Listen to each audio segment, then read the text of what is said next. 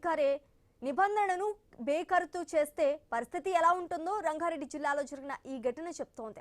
రద్దీగా ఉండే ప్రధాన రహదారిపై ఓ ఎస్ఐ తన 6 ఏళ్ల మనవరాలికి కారు డ్రైవింగ్ నేర్పిస్తూ హల్చల్ చేశారు. చిన్నారి స్టీరింగ్ పట్టుకుని వాహనం నడపడంతో రోడ్డుపై ట్రాఫిక్ నిలిచిపోయింది. భారీ ట్రాఫిక్ జామ్ ఏర్పడి వాహనదారులు తీవ్ర ఇబ్బందులు ఎదుర్కొన్నారు.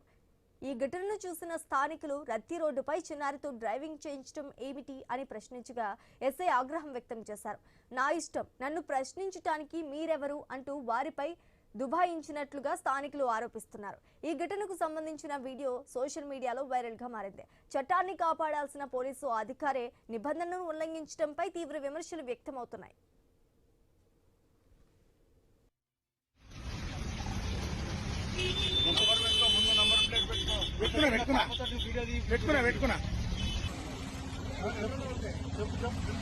ఏమైంది? మీ తాత పోలీసా? ఆటో గేర్ బాబు, టోటల్ నా కంట్రోల్ ఉంది. అది కూడా ఆటో గేర్, దాని గేర్ లేదు. నడిపిస్తారా?